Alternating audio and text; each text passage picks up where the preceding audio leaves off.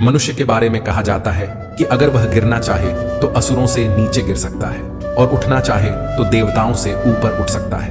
मनुष्य ही सृष्टि में एकमात्र प्राणी है जो परमात्मा तक की दूरी तय कर सकता है, और ये मैं नहीं कहता, हमारे शास्त्र कहते हैं। नमस्कार मित्रों, आप देख रहे हैं एक नई श्रृंखला जिसका नाम है भगवद गीता की सीख। इस श्रृंखला में मैं आपके साथ श्रीमद् भगवद गीता के विभिन्न अध्यायों से जुड़ी शिक्षाओं को साझा करने का प्रयास करूंगा। हम जानने की कोशिश करेंगे कि हर अध्याय हमें क्या समझाने की कोशिश करता है, उसका सार क्या है और वह हमारे जीवन को कैसे दिशा दे सकता है। मेरा उद्देश्य यही रहेगा कि आपके भीतर शास्त्रों को पढ़ने और समझने की जिज्ञासा जागृत हो। जय श्री राधे कृष्ण मित्रों, आपका हार्दिक स्वागत है आपके अपने चैनल प्रेरणा पुंज पर, जहां हम आपके जीवन को सकारात्मक दिशा देने का प्रयास करते रहते हैं। हम आपसे आग्रह करते हैं कि इस वीडियो को अंत तक जरूर देखें, और अगर आपको हमारा यह प्रयास पसंद आए तो वीडियो को लाइक करें और नीचे कमेंट में जय श्री राधे कृष्ण लिखें। साथ ही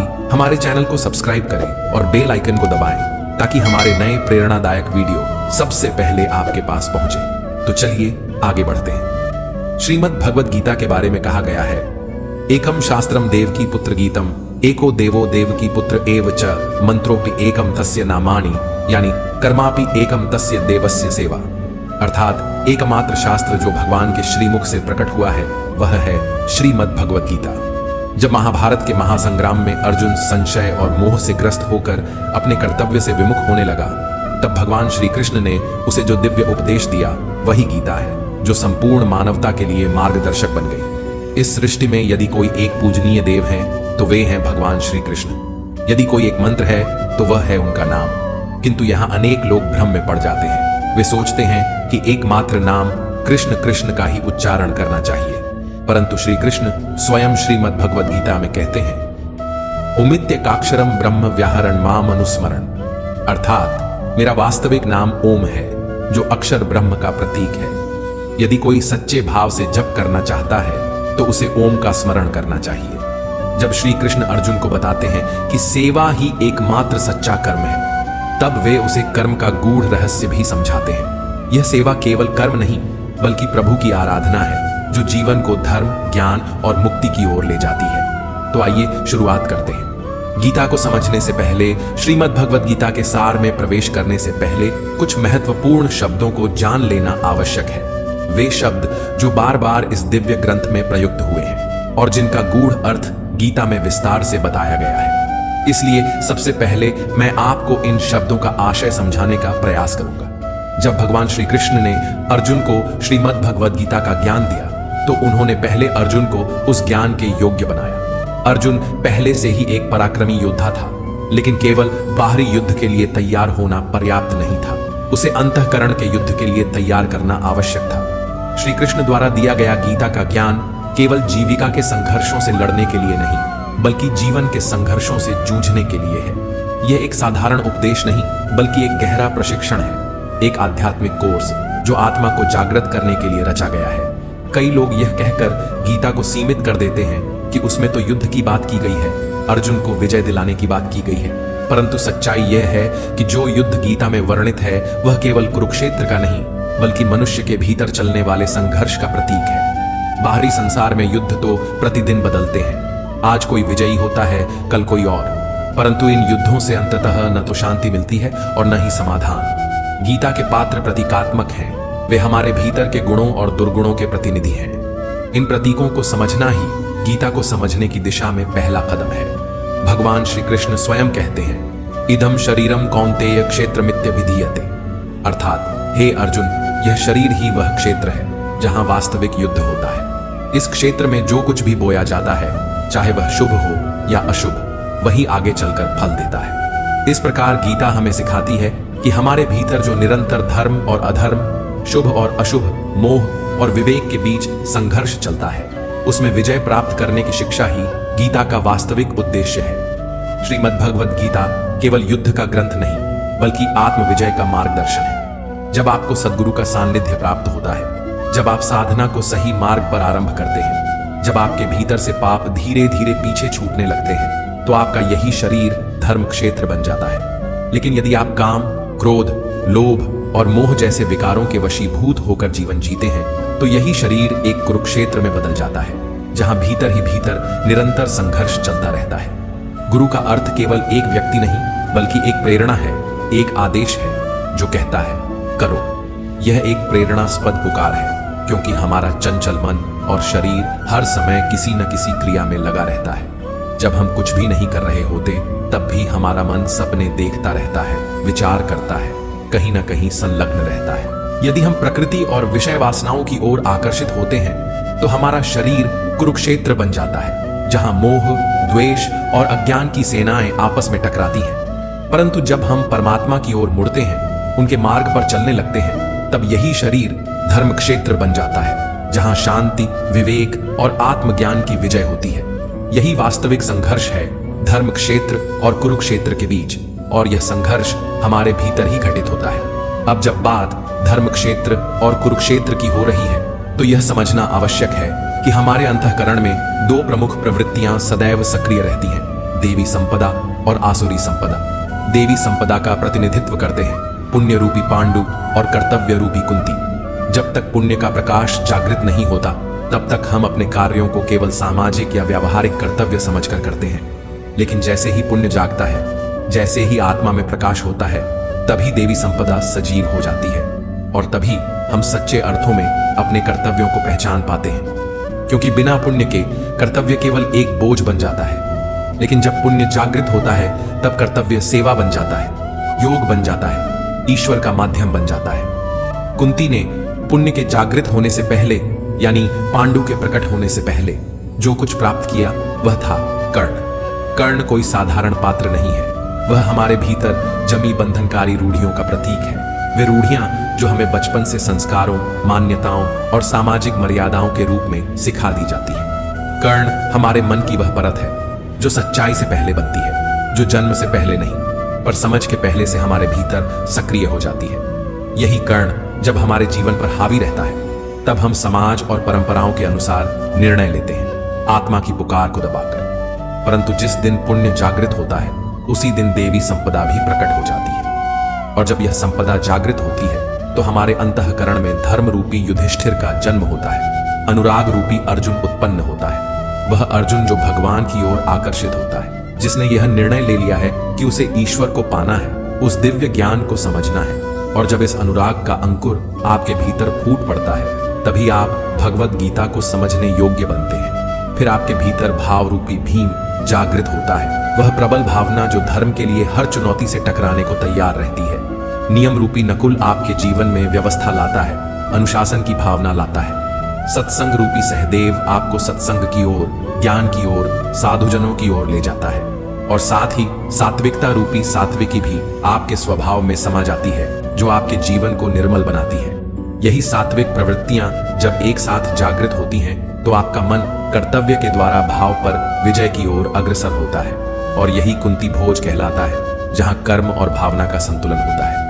इन सातों प्रवृत्तियों को 7 अक्षौहिणी सेनाओं के रूप में दर्शाया गया है। अक्ष का अर्थ है दृष्टि, वह दृष्टिकोण जो सत्य की ओर देखता है। ये 7 सीढ़ियां हैं, 7 भूमिकाएं हैं जो हमें परमात्मा तक की यात्रा पर ले जाती हैं।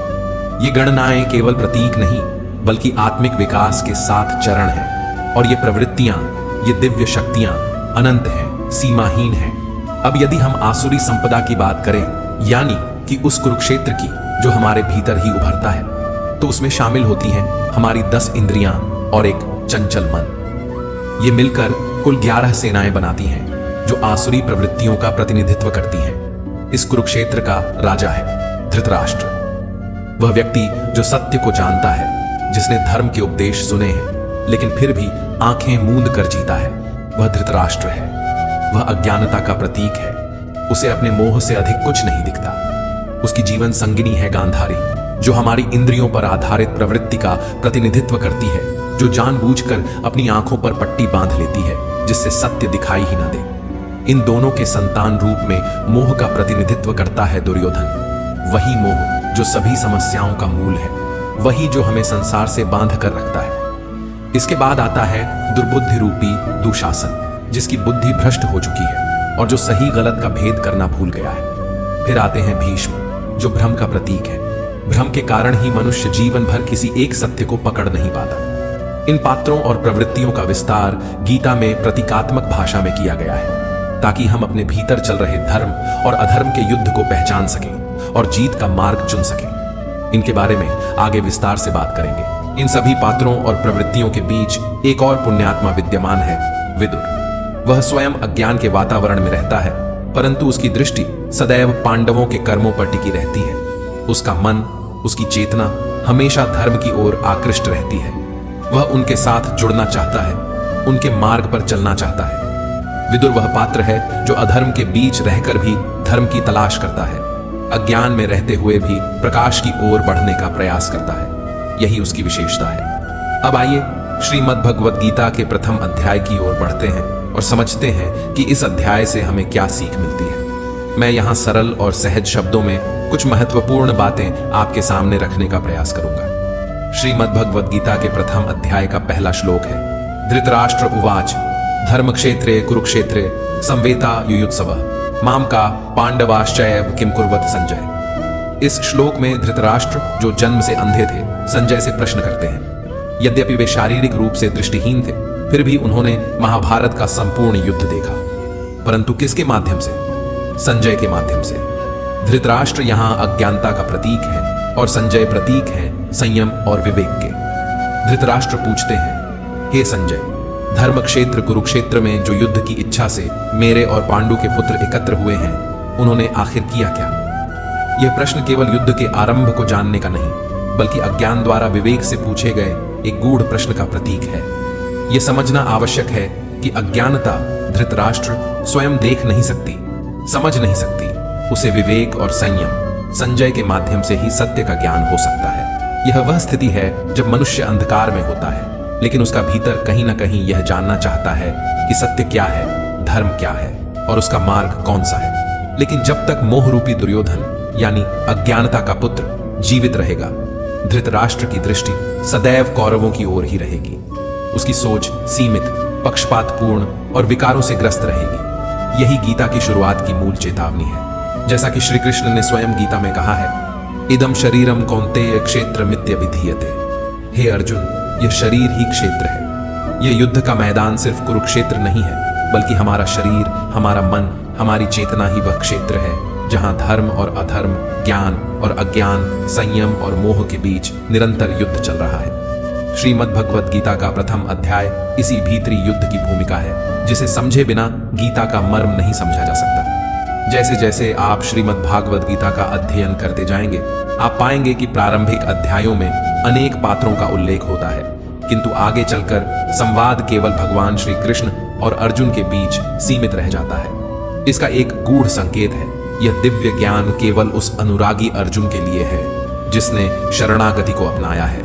क्योंकि जब तक व्यक्ति स्वयं भगवान को पाने की तीव्र इच्छा नहीं करता, तब तक गीता का ज्ञान उसके भीतर नहीं उतरता। अब यदि हम प्रथम अध्याय के 11वें श्लोक को देखें, तो वहां दुर्योधन अपने गुरु द्रोणाचार्य से कहता है, अयनेषु च सर्वेषु यथा भागम वस्थिता भीष्ममेवाभिरक्षन्तु भवन्तः सर्व एव हि। अर्थात, हे आचार्य, सभी योद्धा अपने अपने मोर्चों पर स्थित रहे, किंतु सब मिलकर पितामह भीष्म की रक्षा करें। यहाँ दुर्योधन कहता है कि अगर भीष्म जीवित हैं तो हम अजेय हैं, इसलिए उन्हें केवल युद्ध में भाग लेने की आवश्यकता नहीं, बल्कि उनकी रक्षा की जानी चाहिए।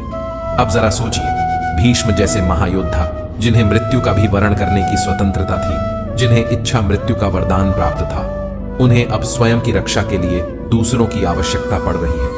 ये कोई साधारण दृश्य नहीं है। जैसा कि पहले बताया गया, महाभारत के ये पात्र प्रतीकात्मक है, रूपकात्मक है। भीष्म यहाँ भ्रम के प्रतीक है, और जब तक भ्रम जीवित है, तब तक कौरव यानी आसुरी प्रवृत्तियां अजेय मानी जाती हैं।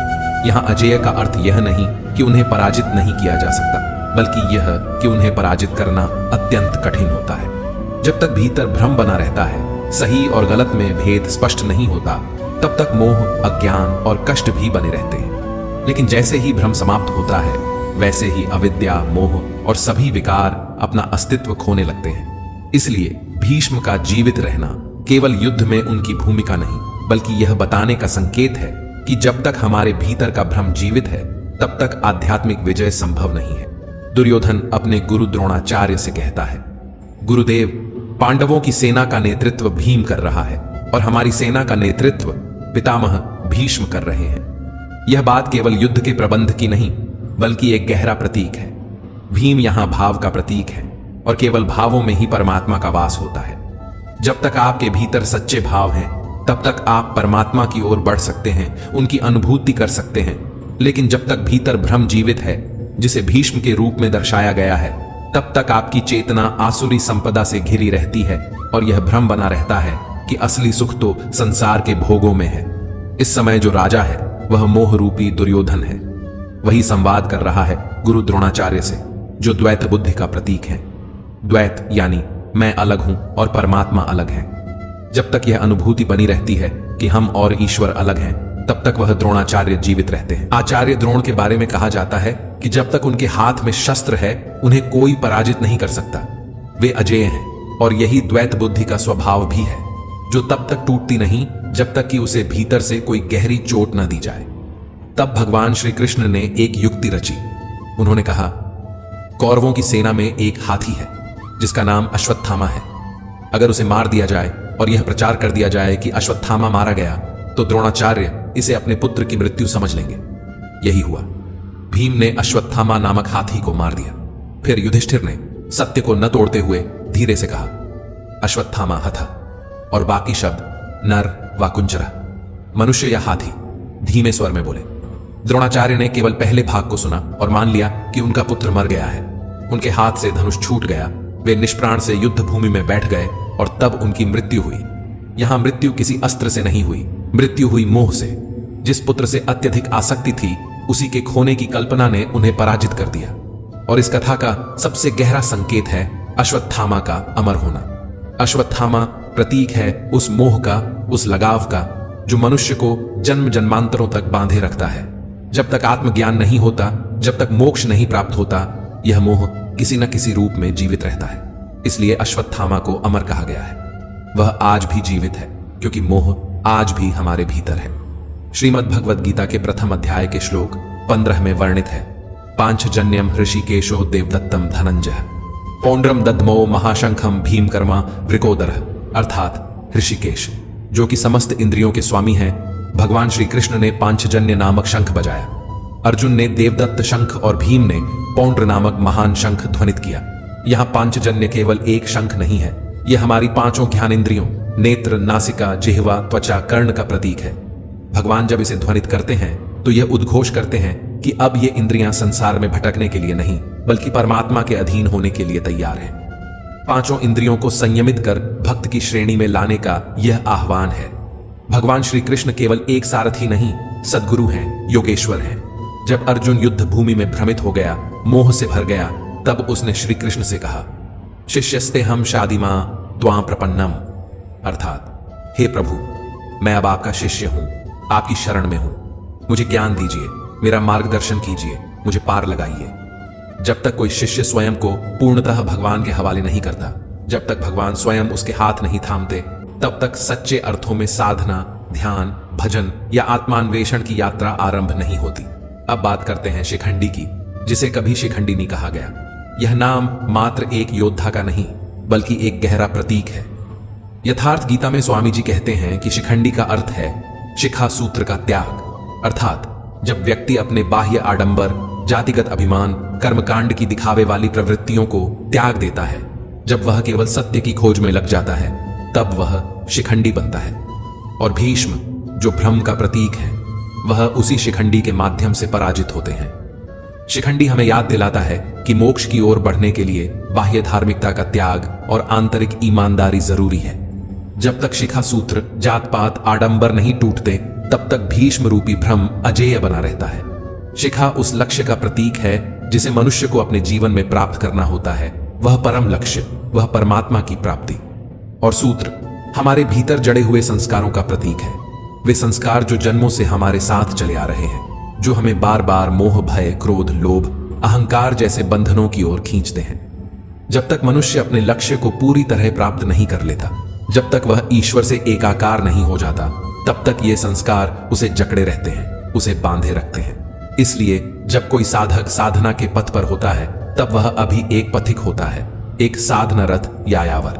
लेकिन जिस क्षण वह अपने जीवन के अंतिम लक्ष्य को प्राप्त कर लेता है, आत्मबोध को पाल लेता है, उसी क्षण ये संस्कार, ये पीछे बंधी डोर स्वयं टूट जाती है। तब जाकर सच्चा त्याग, सच्चा संन्यास संभव हो पाता है और उसी क्षण भीष्म रूपी भ्रम का अंत हो जाता है। यही प्रतीक है शिखंडी द्वारा भीष्म के वध का। अब आते हैं श्रीमद् भगवद गीता के प्रथम अध्याय की ओर। इस अध्याय के आरंभिक भाग में पात्रों का परिचय होता है। कौन कौन योद्धा है, कौन महारथी कहां खड़ा है, किसके हाथ में कौन सा शंख है, कौन सेना का नेतृत्व कर रहा है। लेकिन जैसे ही यह अध्याय आगे बढ़ता है, मंच पर केंद्र में आता है अर्जुन। वह अर्जुन जो युद्ध भूमि के बीच अपने रथ को खड़ा करवाना चाहता है। वह श्री कृष्ण से निवेदन करता है, हे माधव, मेरा रथ दोनों सेनाओं के बीच ले चलो, ताकि मैं देख सकूं कि कौन कौन लोग युद्ध के लिए एकत्रित हुए हैं। भगवान श्री कृष्ण रथ को आगे बढ़ाते हैं और अर्जुन को उनके सामने खड़े कुटुंबियों, मित्रों, गुरुजनों को दिखाते हैं। जब अर्जुन अपने सगे संबंधियों को सामने देखता है, कोई मामा है, कोई दादा, कोई भाई है, कोई ससुर है, तब उसके भीतर गहरी हलचल शुरू हो जाती है। अर्जुन का हृदय कांपने लगता है, उसका शरीर शिथिल हो जाता है, उसके हाथ से गांडीव धनुष गिर जाता है, उसकी त्वचा जलने लगती है, मन असमंजस में डूब जाता है और वह युद्ध से पीछे हटने लगता है। उसे लगता है कि यह युद्ध केवल रक्त और मांस का संघर्ष नहीं, यह अपनों के विरुद्ध खड़े होने की पीड़ा है। यहीं से गीता का असली संवाद आरंभ होता है, जब संघर्ष बाहरी नहीं बल्कि आंतरिक हो जाता है, जब एक योद्धा का द्वंद्व केवल युद्ध भूमि का नहीं, आत्मा का हो जाता है। और इसी द्वंद्व को मिटाने के लिए श्री कृष्ण ज्ञान का दीपक जलाते हैं। अर्जुन के लिए यह युद्ध असमंजस और पीड़ा से भरा हुआ है। उसे समझ नहीं आता कि यह कैसा युद्ध है जिसमें दोनों पक्षों में अपने ही लोग खड़े हैं, गुरुजन, संबंधी, कुटुंबी। वह युद्ध भूमि में खड़ा तो है, परंतु उसके भीतर गहरी हलचल मची हुई है।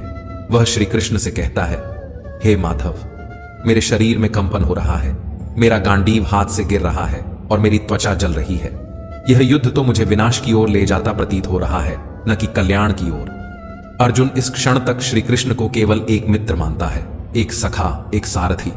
वह अब भी यह नहीं जानता कि सामने जो खड़ा है वह स्वयं परमेश्वर का अवतार है, वही योगेश्वर है जो उसे शीघ्र ही गीता का दिव्य ज्ञान देने वाले हैं। यह वही श्री कृष्ण है जिनका विराट स्वरूप उसे 11वें अध्याय में देखने को मिलेगा। लेकिन अभी तक उसकी दृष्टि मोह के पर्दे से ढकी हुई है। अर्जुन के भीतर जो द्वंद्व है वह केवल व्यक्तिगत नहीं है, वह सामाजिक भी है। प्रथम अध्याय के 41वें श्लोक में वह कहता है, अधर्माभिभवात् कृष्ण प्रदुष्यन्ति कुलस्त्रियः स्त्रीषु दुष्टासु वार्ष्णेय जायते वर्णसंकर। हे कृष्ण, जब अधर्म बढ़ता है तो कुल की स्त्रियां दूषित हो जाती हैं और स्त्रियों के दूषित होने से वर्णसंकर संतानों की उत्पत्ति होती है। यह अर्जुन की उस पुरातन सामाजिक मान्यता का प्रतिबिंब है जिसमें कुल की मर्यादा स्त्रियों की शुद्धता पर आधारित मानी जाती थी। अर्जुन इस मान्यता के आधार पर युद्ध को टालने के तर्क गढ़ रहा है, परंतु यही वह क्षण है जब श्री कृष्ण का मौन टूटता है। आगे चलकर वह स्पष्ट करते हैं कि सच्चा धर्म बाह्य कुलों की शुद्धता नहीं बल्कि अंतःकरण की शुद्धता है। वे यह समझाते हैं कि यदि किसी के मन में भ्रम है, मोह है, द्वेष है, तो उसका हर निर्णय अपवित्र होगा, चाहे वह कुल की रक्षा के नाम पर हो या किसी आदर्श के नाम पर। भगवान श्री कृष्ण आगे यह भी स्पष्ट करते हैं कि जब कोई भक्त, चाहे वह वर्ण, लिंग, कुल या जाति से जो भी हो, पूर्ण श्रद्धा और समर्पण से आराधना करता है तो वह मेरी दृष्टि में पूर्ण रूप से शुद्ध और मोक्ष का अधिकारी होता है। इस प्रकार अर्जुन की हर शंका, हर सामाजिक मान्यता को श्री कृष्ण धीरे धीरे खंडित करते हैं और उसे उस उच्चतर ज्ञान की ओर ले जाते हैं जहां न तो वर्ण बचता है, न कुल, न स्त्री, न पुरुष। केवल एक ही तत्व बचता है, आत्मा, जो नित्य है, शुद्ध है और अनंत है। अर्जुन कहता है, हे माधव, यदि यह युद्ध पाप का कारण है तो मैं त्रिलोक का साम्राज्य भी नहीं चाहता। उसके मन में इस समय तीव्र द्वंद्व है। वह धर्म, अधर्म, रिश्ते, दया, करुणा, इन सब के बीच उलझ गया है। उसे यह युद्ध केवल रक्तपात और अपने ही संबंधियों की हत्या जैसा प्रतीत होता है और इसी भ्रम में वह युद्ध से पीछे हट जाता है। अध्याय के अंत तक अर्जुन, जो अभी तक रणभूमि में सीना तान कर खड़ा था, अब धीरे धीरे पीछे हटता है और अंततः वह अपने रथ के पिछले हिस्से में बैठ जाता है। उसका गांडीव हाथ से गिर चुका है, शरीर शिथिल हो गया है और आंखों से आंसू बहने लगे हैं। यह उसकी आंतरिक पराजय है, संशय और मोह का प्रत्यक्ष रूप। जब अर्जुन दोनों सेनाओं का निरीक्षण करता है तो उसे सामने कोई शत्रु नहीं दिखाई देता। उसे केवल अपने ही लोग नजर आते हैं। दादा, मामा, गुरु, भाई, साले, पुत्रवत संबंध सब वही हैं। और यही पारिवारिक मोह उसकी सबसे बड़ी बाधा बन जाता है। जो भी व्यक्ति भक्ति का मार्ग अपनाता है, जो प्रभु की शरण में जाना चाहता है, उसका पहला द्वार यही होता है, मोह से मुक्ति का। जब तक मोह है तब तक विवेक जन्म नहीं ले सकता, और जब विवेक जागता है तब सच्चे अर्थों में गीता का ज्ञान प्रवेश करता है। अर्जुन के मन में उस समय यह भ्रम भी था कि वह सनातन धर्म की रक्षा कर रहा है, कि इस युद्ध से वह अधर्म रोक सकता है। परंतु वह यह भूल गया था कि जो उसके सारथी हैं वे कोई सामान्य मित्र नहीं, स्वयं प्रभु श्री कृष्ण हैं। यह समझ अर्जुन को अभी नहीं थी, लेकिन जैसे ही वह समझेगा उसका दृष्टिकोण बदल जाएगा। इसीलिए श्रीमद् भागवत गीता का यह प्रथम अध्याय अर्जुन विषाद योग कहलाता है, अर्थात वह अध्याय जिसमें अर्जुन संशय, दुख और मोह से घिरा हुआ है। स्वामी जी ने इसे संशय विषाद योग कहा है, क्योंकि यह केवल शोक नहीं बल्कि अज्ञान और भ्रम से उत्पन्न संशयों का योग है। यह वही चरण है जब साधक मार्ग पर तो होता है लेकिन पीछे खींच जाता है, परंतु यही वह मोड़ है जहां से भगवान श्री कृष्ण का उपदेश प्रारंभ होता है। और फिर एक एक करके वे अर्जुन की हर शंका, हर प्रश्न का उत्तर देते हैं, उसे यथार्थ धर्म का बोध कराते हैं। और वही यथार्थ ज्ञान हम सब के लिए भी श्रीमद् भागवत गीता में संचित है। मित्रों, अर्जुन विषाद योग केवल एक युद्ध भूमि का दृश्य नहीं है, बल्कि हमारे भीतर चल रहे संघर्ष का प्रतीक है। जब भक्त ईश्वर की ओर बढ़ता है तो पहली बाधा मोह, भय और संशय बनकर आती है। अर्जुन का टूटना, गांडीव का गिरना, ये सब आत्मज्ञान की यात्रा की शुरुआत है। अब अगला अध्याय, गीता का दूसरा अध्याय, वहीं से शुरू होगा जहां से भगवान श्री कृष्ण का उपदेश शुरू होता है, जहां से संशय का अंत और समाधान का आरंभ होता है। और यह समाधान केवल अर्जुन का नहीं, यह हम सब का है। यह गीता केवल शास्त्र नहीं है, यह जीवन का मार्ग है जो हमें जीवन के रण में अडिग बनाता है। हम सब भी नया दृष्टिकोण पाएं। मित्रों, आज के लिए बस इतना ही। अगर आपको यह वीडियो पसंद आया हो तो इसे लाइक करें और अपने परिजनों के साथ ज्यादा से ज्यादा शेयर करें। कमेंट में जय श्री राधे कृष्ण लिखना न भूलें, और ऐसे ही और ज्ञानवर्धक वीडियो देखने के लिए हमारे चैनल को सब्सक्राइब करें और घंटी का बटन भी दबाएं। अंत तक मुझे सुनने के लिए आपका बहुत बहुत धन्यवाद। जय श्री राधे कृष्ण। राधे राधे।